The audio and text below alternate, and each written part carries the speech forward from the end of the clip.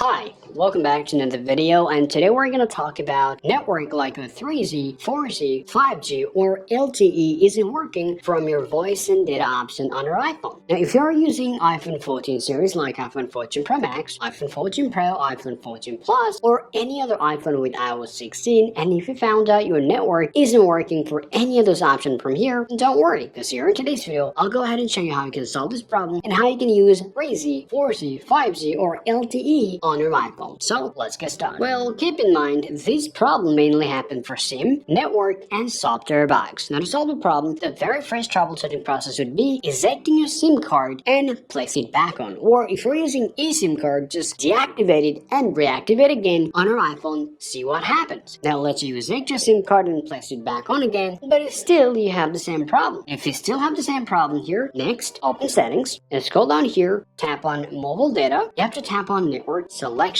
Make sure to toggle on your automatic. If it is turned off, simply go ahead and turn on your automatic features or option on your iPhone to solve your problem. Now let's say you did that, but still your network is not working well, then the next things I'm going to talk about is your date and time. Sometimes a wrong and accurate date and time can cause this problem. So all you want to do here, you want to open up your settings again, scroll down to general, now scroll down to your date and time. Now from here, make sure to toggle on the set automatic features on your iPhone to solve your problem. Now let's say you checked your date and time as well, but still you have the same problem with your LTE 3G, 4G, or 5G network. In that case, the next things I'm going to talk to you about is the software update. Now if you just open up your settings on your iPhone here, if you scroll down to general, if you tap on software update here, now this is going to show you whether it has a new software available or not. So if you found out a new software available here just like that, go ahead and update it, and after that your problem is going to be solved. Now let's say you update your iPhone, but still you have a problem with those settings here. And lastly, I'm going to talk to you about the reset network setting, because resetting a network will solve your problem. So you can simply head over to setting one more time, scroll down to general, scroll down again, and tap on transfer reset iPhone.